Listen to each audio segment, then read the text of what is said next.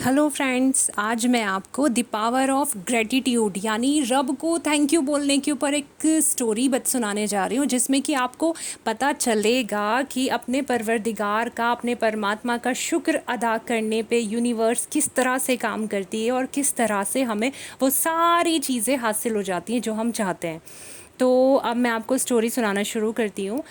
काफ़ी पुराने ज़माने की बात है कि एक रेगिस्तान में एक फ़कीर था। फ़कीर यानी जो भीख मांगते हैं वो था। और एक वहाँ पर एक और बकरी चराने वाला, कुछ बकरियाँ थी उसके पास। वो वहाँ पर अपनी बकरियाँ मतलब रास्ता भटक गया था उस रास्ते में, और वो वहाँ से निकल के अपने गांव में जा रहा था। तो क्या हुआ, अब जब फ़कीर था उसकी नज़र पड़ी उस बकरी चराने वाले के ऊपर। उसके कपड़े भी अच्छे थे, इतनी सारी बकरियां थी उसके पास। अब उसके मन में नाराज़गी आई अपने रब को, अपने परवरदिगार को लेके। उसने ऐसे सोचा कि अच्छा देख, इसको तो तूने जो है ना बकरियां भी दी, इतने अच्छे कपड़े भी दिए, यानी ये अमीर होगा ज़रूर। और मुझे क्या दिया देख, एक तूने मुझे सिर्फ क्या दी, एक लाठी दी है, एक ये धोती दी है जो मैंने पहन रखी है वो भी फटी हुई, और एक कटोरा। तूने मुझे सिर्फ ये दिया है, देख तूने मेरी क्या हालत बनाई है, और इसको तो तूने सब कुछ दे दिया। उसके मन में उस नफ़रत आई, गुस्सा आया कि देख मेरे पास मेरे रब ने कुछ नहीं दिया और इसके पास सब कुछ है। और जब उधर दूसरी साइड जब उस बकरी चराने वाले की नज़र उस फ़कीर के ऊपर पड़ी, तो उसने उसको देखकर फ़ौरन अपने परवरदिगार परमात्मा का शुक्र अदा किया। उसने कहा, ओ रब तेरा बहुत बहुत शुक्रिया, तूने मुझे फ़कीर नहीं बनाया, तूने मुझे ऐसी हालत में नहीं रखा कि मैं, मेरे पास कुछ भी ना हो। मेरे परवरदिगार तो कितना प्यारा है, तो कितना अच्छा है। रब तेरा बहुत बहुत शुक्रिया, तूने मुझे अच्छे हालात में रखा, इतनी सारी नेमतें दी थी कि तूने मुझे इतने अमीर बनाया कि मैं इतनी सारी बकरियों का मालिक हूँ, अच्छे कपड़े हैं, अच्छा घर है। रब तेरा बहुत बहुत शुक्रिया कि तूने मुझे फ़कीर नहीं बनाया, तूने मुझे इतनी नेमतें अता की। वो शुक्र अदा करने लगा ये सब देख के। और उधर फ़कीर क्या कर रहा था, अंदर ही अंदर कुढ़ रहा था, मुझे क्या मिला, मुझे क्या मिला। नेगेटिव थॉट्स उसके अंदर थी, मुझे फ़कीर बना दिया, मुझे गरीब बना दिया, मेरे पास कुछ भी नहीं है, ये थॉट्स थी। तो क्या हुआ, फिर कुछ टाइम के बाद एकदम से वहाँ पे ना एक बहुत तेज़ वाला तूफ़ान आया। और उस तूफ़ान में ना क्या हुआ, जो बकरियां चराने वाला था उसकी बकरियां उड़ गई, वो सॉरी, बकरियां जो है ना वो इधर उधर, क्योंकि तूफ़ान रेत का तूफ़ान था तो वो भागी, भाग के इतनी दूर कहाँ इधर उधर निकल गई। और वो जो आदमी था बकरियों वाला, तो वो कहीं बैठ गया था ताकि उसके ऊपर वो रेत ज़्यादा ना आ सके। बकरियां उससे बिछड़ गई, वो दूर चली गई। तब भी उसने क्या किया, बकरी चराने वाले ने क्या बोला, थैंक यू गॉड, तूने मुझे कम से कम ज़िंदा रखा, सही सलामत रखा। चलो बकरियां चली गई, वो तो तू मुझे और दे देगा, वो तेरी इनायत थी, लेकिन तूने मुझे सेहत के साथ रखा, मुझे नुकसान नहीं हुआ, मुझे बुरा नहीं हुआ मेरा, और मैं ज़िंदा सलामत हूँ। वो तो मैं तो मेहनत करूँगा और पालूँगा। उसने ही थैंक यू किया, अपने रब को थैंक यू करके आगे बढ़ गया वो।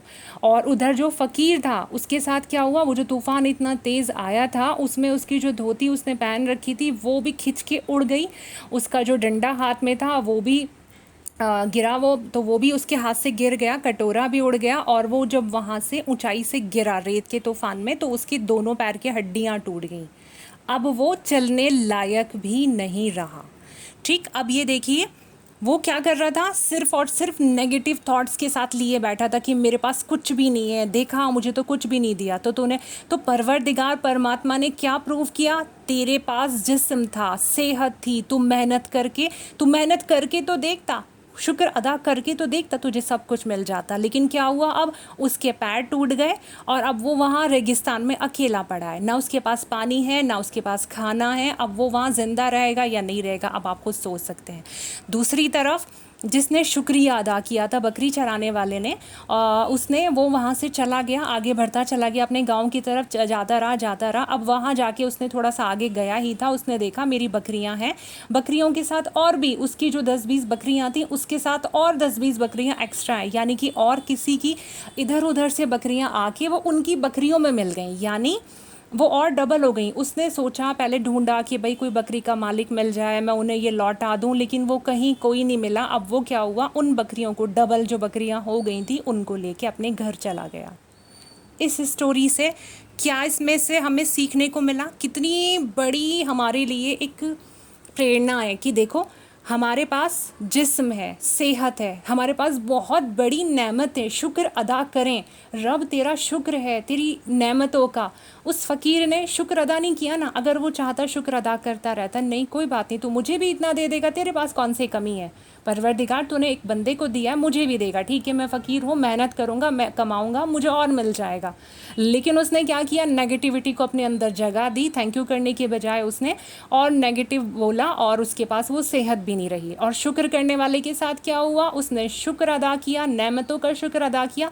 उसने शुक्र करने से, क्योंकि पावर में एक पावर है शुक्र अदा करने की, और बढ़ जाती हैं नेमतें जो और मिलती हैं, तो वो उसका बिल्कुल सेम हुआ कि उसको और नेमतें मिल गई। अब वो सेहत भी है उसके पास, और ज़्यादा बकरियां भी हैं, और खुशियां भी हैं।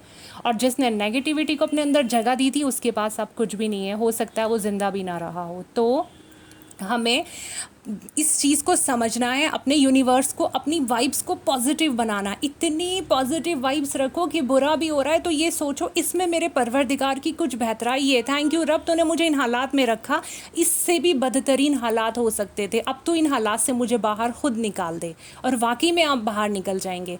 तो आप अब क्या करना है, आपको हर हालात में थैंक यू बोलना है। जो चीज़ें आपको परवरदिगार से पानी है उनके लिए थैंक यू करते रहना है, और शुक्र अदा करते रहना है। बस अपने आप को शुक्र अदा